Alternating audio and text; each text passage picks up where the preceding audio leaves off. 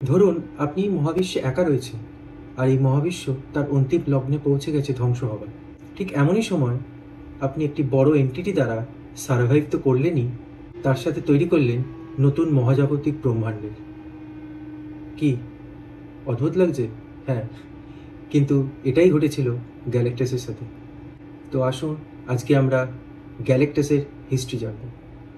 আমি ইন্দ্রনীল, আর আপনারা দেখছেন আমার চ্যানেল বংশ।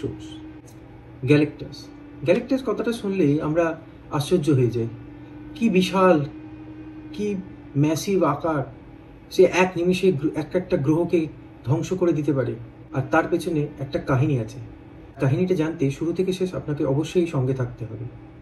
তো গ্যালেক্টাস মার্ভেল ইউনিভার্সের অন্যতম প্রাচীন, শক্তিশালী এবং রহস্যময় এক মহাজাগতিক সত্তা, যিনি গ্রহ ধ্বংস করে তার জীবন শক্তি আহরণ করে নিজের অস্তিত্ব বজায় রাখতেন।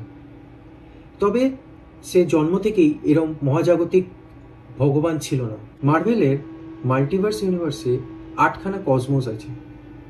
তার মধ্যে 7ম কসমোস হলো গ্যালেক্টাস। এই মাল্টিভার্স চক্রে, অর্থাৎ এই 6 কসমোসে, গ্যালেক্টাস ছিল একজন সাধারণ মরণশীল ব্যক্তি, আর তার নাম ছিল গ্যালান। আর সে বাস করত টা নামে এক উন্নত সভ্যতার গ্রহতে। কিন্তু সেই মহাবিশ্ব যখন ধীরে ধীরে মৃত্যুর দিকে এগিয়ে যাচ্ছিল, তখন গ্যালান একটি মহাজাগতিক ঘটনার সম্মুখীন হন। এই টা নামক গ্রহে গ্যালেন ছিলেন একজন সায়েন্টিস্ট। সে শেষ পর্যন্ত চেষ্টা করেছিলেন তার এই গ্রহকে বাঁচিয়ে রাখার, কিন্তু তিনি পারেননি। আর সে যখন সেই কসমিক রেডিয়েশনের হাত থেকে তার গ্রহকে বাঁচাতে পারেননি, তখন সে চেষ্টা করেছিল সেই গ্রহ থেকে স্পেসশিপের সাহায্যে বেরিয়ে আসা, এবং সে এবং তার কিছু অনুরাগীরা ছিলেন সেই স্পেসশিপে। আর তারা গিয়ে পড়েন সেন্টিনেন্স দ্য 6th কসমোসের কাছে। সেন্টিনেন্স দ্য 6th কসমোস বলে যে সেও যেহেতু ধ্বংসের পথে চলেছে, তো সে একটা শেষ চেষ্টা করবে। আর তাই সে তার কসমিক পাওয়ারের সাহায্যে এই স্পেসশিপে থাকা সমস্ত লোকেদের সাথে ফিউশন করতে চান। কিন্তু গ্যালেন ছাড়া বাকিরা সকলেই মারা যায়। একমাত্র গ্যালেনই ফিউশন করতে পারে এই 6 কসমোসের সাথে, এবং দীর্ঘ ইনকিউবেশনের মধ্যে সে পড়ে যায়। হোয়াট ইফ যদি তোমরা দেখে থাকো, তাহলে তোমরা জানবে যে ওয়াচারের কাজ হলো শুধুমাত্র ওয়াচ করা এই মহাবিশ্বে এবং এই মাল্টিভার্সের মধ্যে কি কি ঘটছে তা শুধু দেখে যাওয়া, তাতে ইন্টারভিউ না করা। কিন্তু একে নামে এক ওয়াচার এই 6th কসমোস থেকে 7th কসমোসের ট্রান্সফরমেশনকে দেখে তাকে নিয়ে রিসার্চ করতে চান।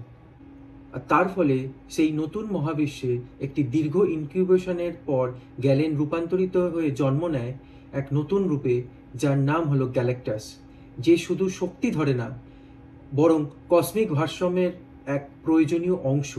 তিনি ইউনিভার্সের বিকাশের ধারাকে পরিচালিত করেন, আর তার দায়িত্ব ছিল অপ্রয়োজনীয় ও অতিরিক্ত জীবনের ধ্বংস ঘটিয়ে নতুন শক্তির জন্মস্থান তৈরি করা। তিনি এইভাবে হয়ে ওঠেন পূর্বসূরি সত্ত্বা ওমনিম্যাক্সের উত্তরসূরি। মার্ভেল কমিক্সে গ্যালেক্টাস প্রথম আবির্ভূত হয় 1966 সালের দ্য ফ্যান্টাস্টিক ফোর কমিক্সের ইস্যু নম্বর 48 থেকে 50-র মধ্যে, যেটিকে বলা হয় দ্য গ্যালেক্টাস ট্রিলজি। এটিও যথারীতি স্ট্যানলি আর জ্যাক কার্বি সৃষ্টি করেছিলেন।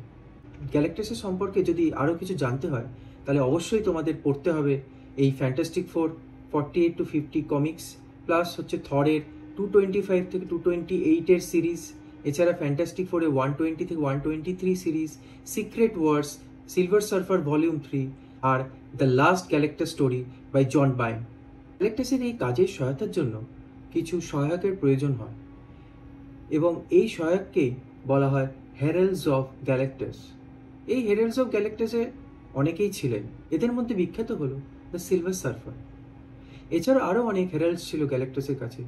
তাদের মধ্যে অন্যতম হলো the Fallen, Terrax, Nova, Airwalker, Firelord and Stardust.